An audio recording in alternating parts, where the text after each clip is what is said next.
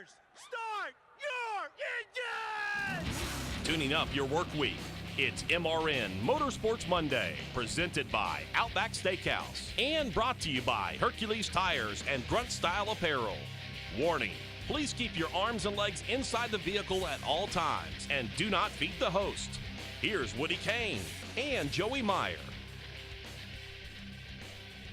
Welcome to Motorsports Monday, presented by Outback Steakhouse. Alongside two-spotter Joey Meyer, I'm Tony Rizzuti. Woody Cain is on special assignment. Glad to have you with us here today. Exciting action, Joey, down in the Lone Star State. You know, they say everything's bigger in Texas. And yesterday, and in fact the entire weekend of NASCAR racing, it took big moments to come away with the victory. I actually thought you were a week late on your Halloween costume because I showed up this morning and you had hair. And took me a while to get the hair going. But now that you're here, it's been a while since you've seen me play with my Joey in person. That's right. It's always closed doors, but I get to play with my Joey. Kevin Harvick clearly put a waxing on the field yesterday. Had no issues. His execution was perfect, and he was able to maintain the lead on a late restart with Ryan Blaney, who the previous restart was able to start on the outside lane, drive around him, and get away from Kevin. And Kevin was able to track him down. And this last restart, Kevin said, I learned something there. Yeah. I'm going to take the outside lane and to prevent you from getting to the corner. And then was able to bring that car home to victory lane for his 8th victory this year. Those guys have been pretty good. They've been very good. And obviously with the win, that's a top 10 finish. So free bloomin' onions Monday night tonight. Go into your Outback, tell them Kevin Harvick sent you. You know what? When he wins, they should give you a free beer too. Ooh, that'd be a lot. Wouldn't that be awesome? That'd be a lot. Yeah, that'd be great. He'd be having eight beers this year already. Well, I mean, it'd be more than I've had in a Yeah, there you go. Yeah. Exciting action, and then the Truck Series delivered. Heartbreak for Christopher Bell there at the end, but amazing job by Justin Haley working his way into the championship in Miami, and then Cole Custer with an amazing race, surviving the Xfinity race at Texas, and an amazing. Just great racing all around at Texas. Yep, Todd Gillian almost had his second truck win, but he's yet to win the Truck Series because he comes to the checker with 1 to go and can't have enough gas to get to the end. Hands that third win of the year for Justin Haley, who puts 2 GMS trucks. We had Johnny Sauter on last week, and he said his goal was to get Justin Haley into Homestead. Boom. Not that he had anything to do with it, but man, he's right there. Christopher Bell, who's won more races this year, wrecks on the first lap starting on the pole. You'd think, hey, I'm going to be on the pole. It's going to be a good time. But that new treacherous turns 1 and 2 in Texas really make it difficult to get going on newer tires or colder tires. It just doesn't offer the grip. As we've seen in a couple last races in Kansas, we saw big wrecks off of turn 2. This took not Christopher Bell out, but he definitely got squirrely early and then couldn't make it back up. Cole Custer gets back to Homestead to race for a championship.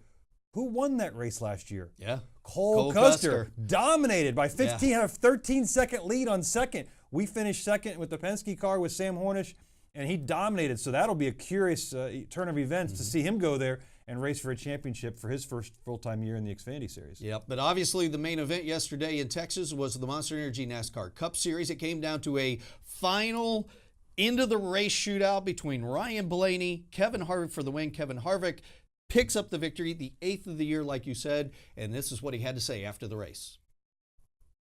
Well, I mean, really, that's what you race for, to try to get yourself in position to get into the playoffs and then position yourself to have a chance to get to Homestead. So it's not easy, this time of year, just because of the fact that there's everybody's throwing everything that they have at it, and all the notes and all the things that you've done all year are compiled into the cars that you have on the racetrack, and it's tough to win races at this point in the year, and so to get to victory lane, and that's our goal. I mean, that's how you control your destiny the most, is to get to victory lane instead of counting your fingers and toes.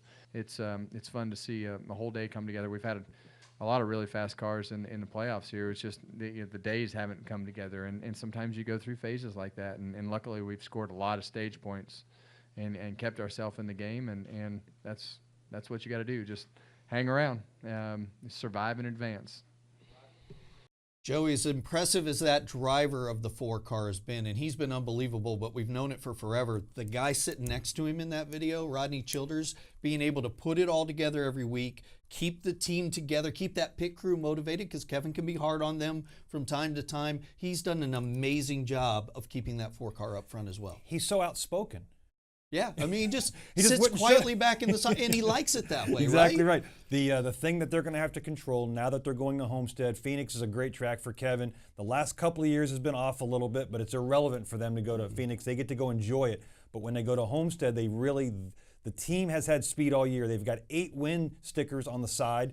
You can also get another car added because we have Plan B sales, That's right. So if you do that, you have to go to Homestead and not make the mistakes, and that's what's held them back all year long. They would have had 10, 12 victories this year if not for some smaller mistakes, and that's where the crew chief for Rodney Childers is going to come in and really try to make that team disciplined, no mistakes, and I see them coming out as a victory in the second championship for Kevin Harvick. Yeah, if you're a Kevin Harvick fan, this has been a great year to really work on your collectibles, and don't forget that race-winning Kevin Harvick diecast from the win at Texas, as well as all race-winning and other diecasts are available, as always, at www.planbsales.com. And man, I'll tell you what, you know what I love about Plan B?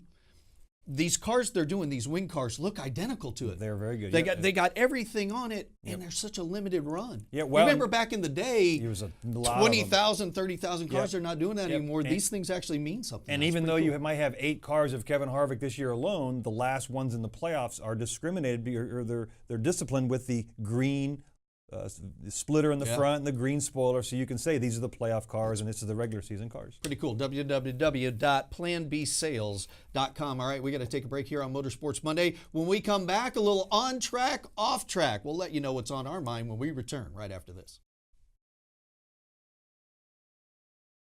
I'm not blooming good, I'm blooming great. Put a shrimp on the barbie and sizzle my steak. Woo, I want that onion to bloom, and it get in my senses like a sonic boom. No rules, just right.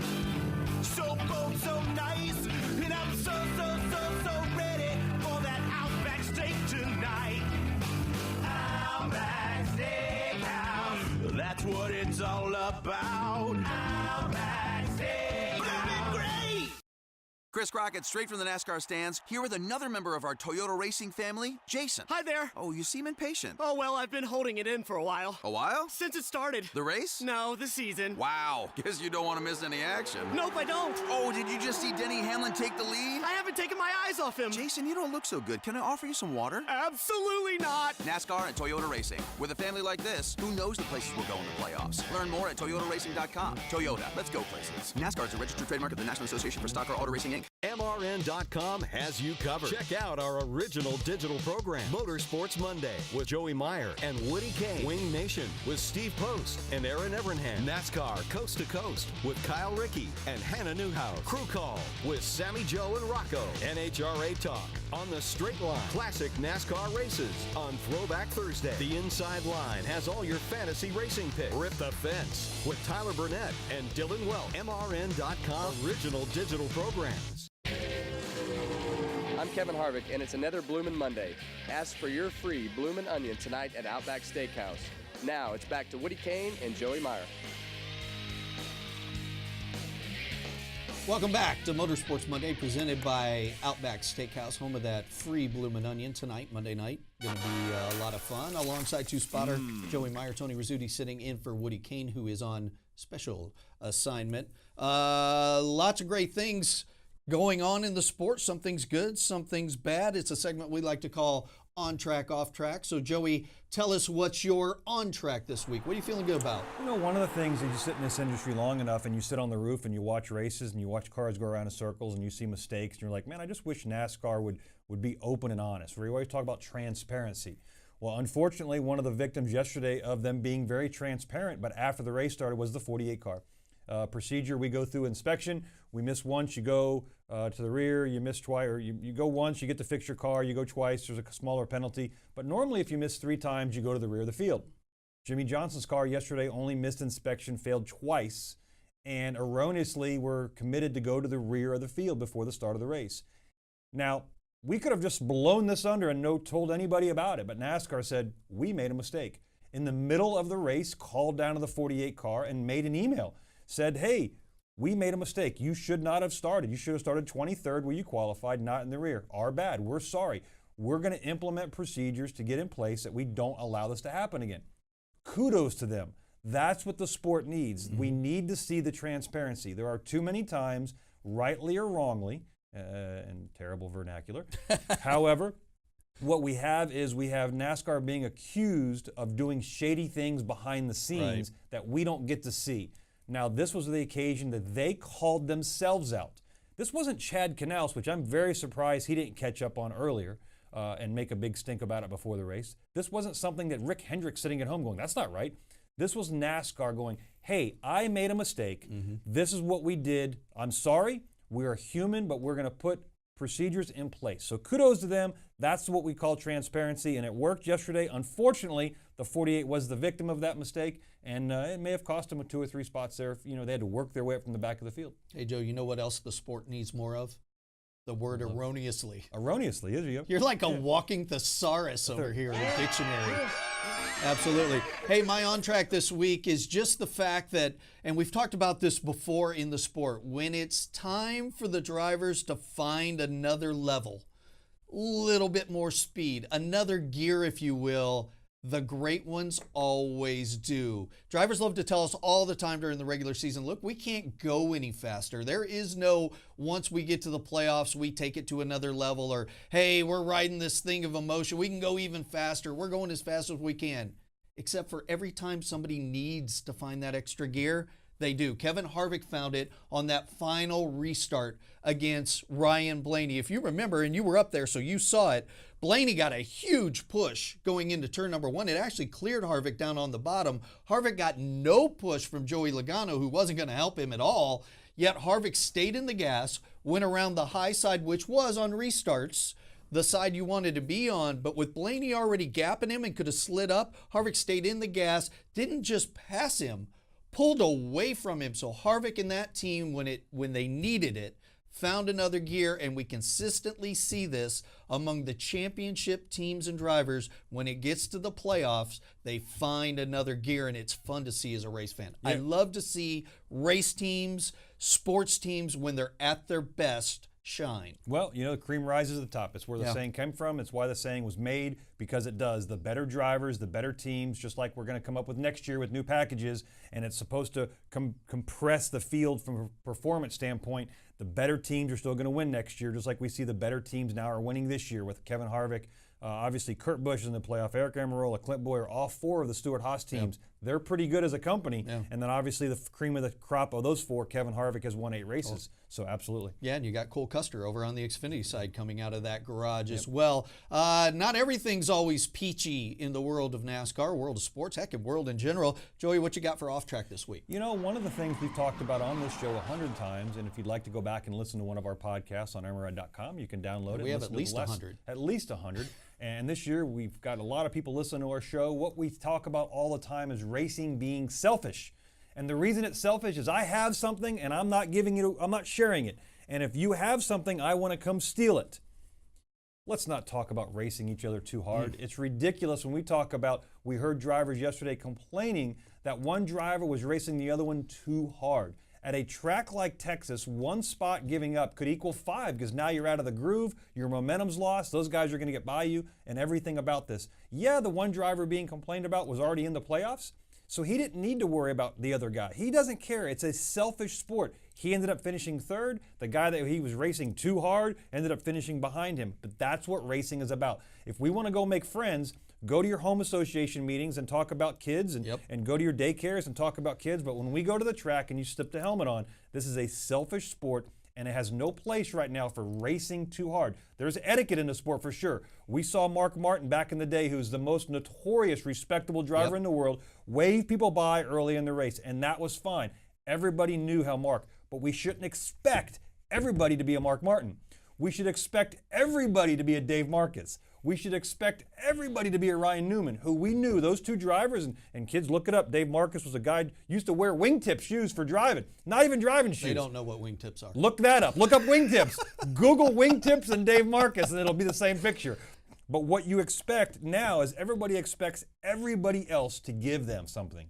And that's what not the sport's about. Yep. It's racing. It's selfish. Stop talking. Don't get out of your car, even if you think it's right. Don't get out of your car and say, he raced me too hard. No, not at all. And in fact, the funny thing about it, Joey, is in the regular season, I might expect somebody to cut somebody a break. Yeah. Maybe. Yeah. Right? But not in the playoffs. No. I don't care who you are in the playoffs. Right? You want to cut Joey Gase a break in the playoffs so he can get back on the lead lap? I'm fine with it. But not another playoff contender? No way. No way. Hey, my off track, trying to figure out where to go here because as a race fan, none of this matters. But as somebody who works in the sport and has a equity ownership in the sport, it is concerning, and that's the dwindling consumption of the sport. I know we don't like to talk about empty seats here, but it was hard to miss the empty seats at Texas, and it's not Texas's fault. It's been that way across the board except for the big marquee events. When we look at television ratings, they're flattered down. If we look at the digital numbers here at MRN, now this podcast and podcasting in general is up, but our radio numbers are flat compared to where they've been, right? There's a dwindling consumption of the sport.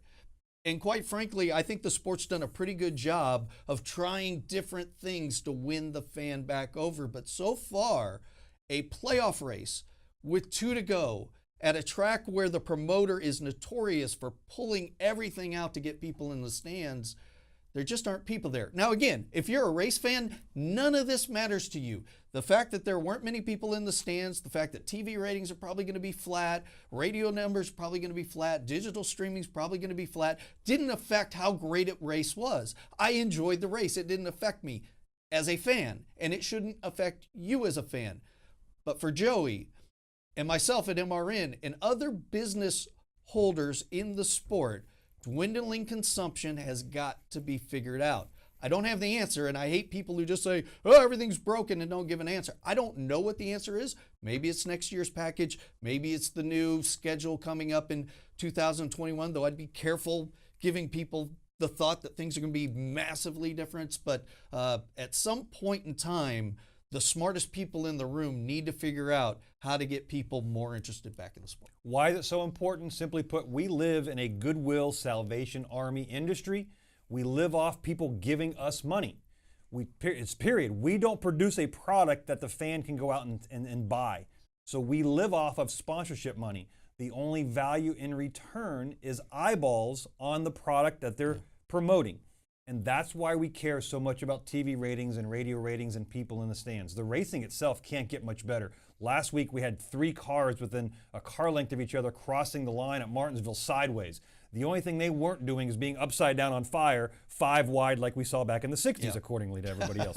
Last night we saw a green-white checker finish with Kevin Harvick and Ryan Blaney battling it out. It was a fantastic finish. Was the racing great for the whole 334 laps? Probably not, but that's what we expect from a mile-and-a-half track. It's a marathon. Yep. Martinsville is more of a sprint race, and that's what we have. We have different diversity throughout the entire season. But why are we so important about numbers? Why do we care? Why do we talk about it? Because the people that are giving us money to produce the product that our fans are watching, that's the way they see a return of investment. And that's why we need to get people back watching, back in the stands, back on TV, back watching somehow. But the consumption rate needs to stay up and get back up in order for those people to be happy. All right, we got to take a break here on Motorsports Monday. When we come back, we'll talk about the other 2 series a little bit, talk about those great finishes, as well as preview the upcoming race in Phoenix, Arizona at ISM Raceway. Stay tuned. I'm not blooming good, I'm blooming great. Put a shrimp on the barbie and sizzle my steak. Woo, I want that onion to bloom, and it get in my senses like a sonic boom. No rules, just right. So bold, so nice, and I'm so ready for that Outback steak tonight. Outback Steakhouse, that's what it's all about. Outback Steakhouse, blooming great. Grunt style. The American fighting spirit is in everything we make. We are 500 patriots and veterans strong, bringing clothing manufacturing back to the United States of America. Always moving forward, never retreating, never giving up. We are Grunt Style, and this we'll defend. Get yours at gruntstyle.com. Chris Crockett, straight from the NASCAR stands, here with another member of our Toyota racing family, Jason. Hi there. Oh, you seem impatient. Oh, well, I've been holding it in for a while. A while? Since it started. The race? No, the season. Wow, guess you don't want to miss any action. Nope, I don't. Oh, did you just see Denny Hamlin take the lead? I haven't taken my eyes off him. Jason, you don't look so good. Can I offer you some water? Absolutely not. NASCAR and Toyota Racing. With a family like this, who knows the places we'll go in the playoffs? Learn more at toyotaracing.com. Toyota, let's go places. NASCAR is a registered trademark of the National Association for Stock Car Auto Racing, Inc. Hi, this is Austin Dillon. Now back to MRN Motorsports Monday. Thanks for spending your Monday with us. Two-spotter Joey Meyer, Tony Rizzuti sitting in here, Woody Cain on special assignment. Don't forget, you can listen to all of our podcasts. We've got many of them. We talk about wing sprint car racing. We talk about non-wing sprint car racing. We got a great, have you listened to the Jack Roush podcast we got going on right now? Jack is an amazing guy, and if you don't have a history of him and realize he wasn't just involved in some airplane accidents, his history in the sport goes deeper than just about Henry Ford. Yeah. Yeah, and his sports car dominance, it's really amazing, his rise in the NASCAR ranks. Check that out. All of them are over at MRN.com or iTunes, Stitcher, Spotify, any of the places where you find podcasts. Check out all of our podcasts. We appreciate you watching this one especially. All right, we head out, as you mentioned it before, the Phoenix, Arizona ISM Raceway. A little bit new configuration, basically flipping the track, if you will. Mm-hmm. What was turn 4 is now going to be turn 2, essentially, I guess, the way that works out. The start-finish line now in the old turn 2 in the corner. What are we expecting when we head out to Phoenix? Have the teams been able to do any type of simulation? I know we had a tire test out there, but from a Penske standpoint, do you know kind of how you guys are preparing for this race? You know, it's interesting because we've seen track reconfigurations in the past where we've changed the track. Atlanta was notorious. We took a really paper-clipped large oval and we put a dog leg in it. And when we did that, we switched front stretch to back stretch. And that was a track reconfiguration. Darlington, the track has never been reconfigured since 1958, 59. But what we did was we swapped the front stretch and the back stretch. Nothing was changed on the track. That's a similar process than what we've done at Phoenix. We haven't changed anything at the track. We've simply rotated the front stretch from the front stretch where it used to be over to where turn 2 used to be and the back stretch. And so that'll be interesting to see because you're racing differently with the start-finish line on the other side of the track. Restarts will be different because some of the cars will be going straight, and I think the drivers are interested to see what goes on as well. Yeah, it should be really interesting to see how that works out. Previewing some of the drivers, there's some guys on the outside looking in. Eric Almirola, outside looking in. Kurt Busch, outside looking in. Obviously, Joey Logano's already in. What are you thinking about some of these guys heading into this final race? You know, what'll be interesting to see is I think we had a chance to catch up with Joey, Eric, and Kyle Busch with their thoughts at the new Phoenix configuration. But I do think, you know, where the start-finish line is, where the restart box is, and, you know, most of the cars are going to be restarting in the turn. You know, the cars that are 15th-ish or maybe even closer to the front to that will be in the turn, it seems like. I haven't seen it yet, but it seems like that. And then, obviously, you can cross that start-finish line, and there is a lot of real estate to go down low that we always use, right? So I can see a lot of cars making those big moves. The other challenge that was at Phoenix all the time was the start-finish line and the restart box was going straight. We think like here at Texas, you have the dog leg and stuff, so you're able to see if someone's missing a gear or spinning their tires. And a lot of times if someone misses a gear there, you just can't see because all you see is spoiler before. So this should kind of help that as well. You know, we're not allowed to pass till we get to the start-finish line. So I think when you look at Phoenix with the start-finish line being before the dog leg, I would imagine that we'll cross the start-finish line and we'll be 9 wide going through the dog leg, and then we'll try and figure out how to get back to 2 wide. I think that there's potential for us to be 4, 5, 6 wide going through that dog leg. I mean, we've seen it when it was just the back straightaway. So now just kind of going through the gears, I think it's going to be pretty crazy. It's kind of going to remind me of Richmond, I'd say. You know, a lot of us are restarting in the turn at Richmond, and they thought that was kind of going to be a problem when they first asked me. They're like, hey, as far as start-finish line placement, where do you think it can go or should be, or where would it be weird for it? And, I'm grateful they asked me, but I told them exactly that. I'm like, look, where Richmond's is, we're in the corner almost anyway, so it doesn't matter. You know, it's just a matter of where it is. There's not a lot of room out there, and with the speed that you need to carry through 1 and 2, it's gonna be pretty crazy, I think.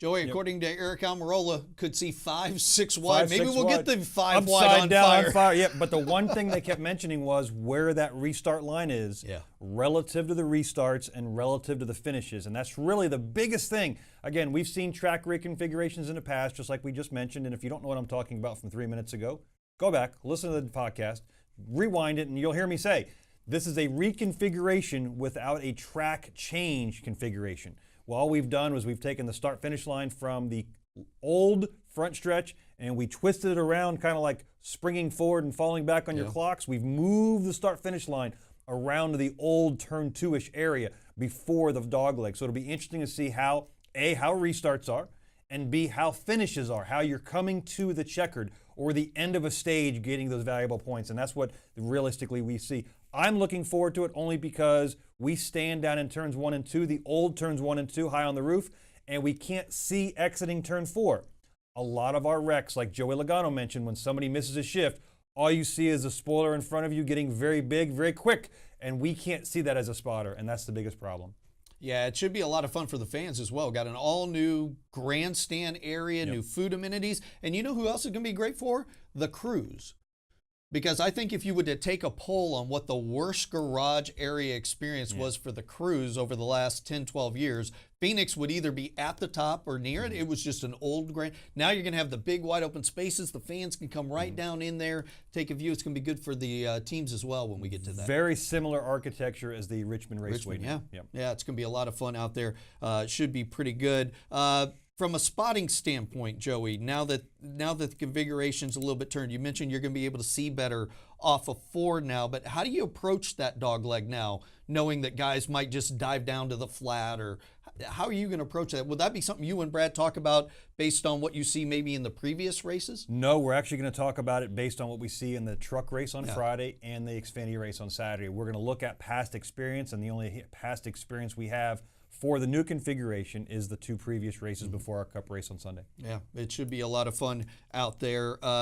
When do you guys head out? We actually go out Thursday morning. Do anything fun? Thursday morning. Anything fun out in the Valley of the Sun? No, we got everything's sponsor related, man. We can do a lot of work. That's good stuff. All right, let's take our final break here on Motorsports Monday, and we come back. We'll wrap it all up on this Monday.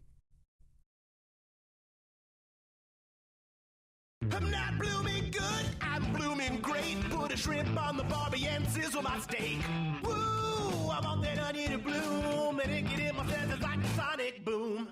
No rules, just right.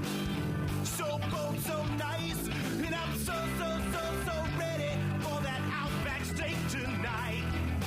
Outback Steakhouse, that's what it's all about. Outback Steakhouse, blooming great.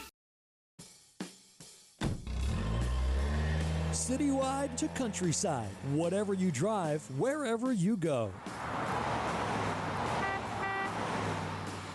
Hercules Tires has the value, selection, and industry-leading warranty to get you there, no matter where the road takes you. To learn more, visit HerculesTire.com.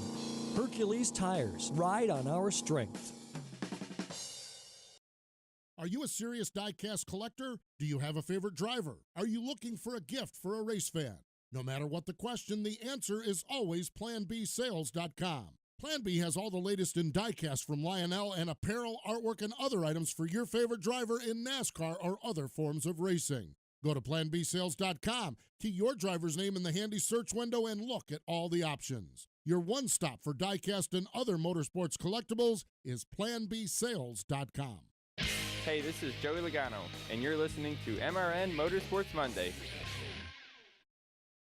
I think your first win's always special, but I think this one feels a lot better just because it was so close. I don't know if I've ran a race like that before where I was running second and then had to, pass somebody in the last lap. But it was it feels good. I mean, I think those guys gave me a great car at Homestead, so I think they were probably I was more up to them. I feel like I think they earned that win more than I did at Homestead, and I feel like it makes me feel like I kind of did my job today. That was Cole Custer, who won the NASCAR Xfinity Series race at Texas. Joey, arguably maybe the best overall green flag to checkered flag race of the weekend.